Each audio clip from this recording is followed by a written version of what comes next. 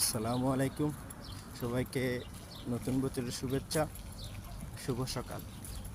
এখন দেখে মনে হচ্ছে আশেপাশে যে অনেক কুয়াশা পড়েছে, কিন্তু প্রচণ্ড রৌদ্র আর গরমের মাঝে কুয়াশা পড়াটা আসলে খুব বিরল। যদিও এগুলো কুয়াশা না, কাল রাত থেকেই কুয়েতে বা মধ্যপ্রাচ্যে এগুলো খুব কমন সিন। কুয়েতে শুরু হয়েছে ধূলিঝড়, আপনারা অনেকেই নিউজে দেখে থাকবেন। ঠিক সেটারই প্রভাব।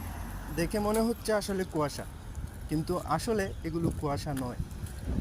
প্রচণ্ড ধূলিবালু বাতাসে উড়ছে, যে কারণে আশেপাশের অনেক কিছু দেখাটা দুষ্কর এবং হাঁটা চলাটাও অনেক দুষ্কর, অনেক কষ্টসাধ্য। এখন এভাবে মাস্ক ছাড়া চললে আসলে মানুষ অসুস্থ হতে খুব বেশি সময় লাগবে না। সবাই সাবধানে থাকবেন।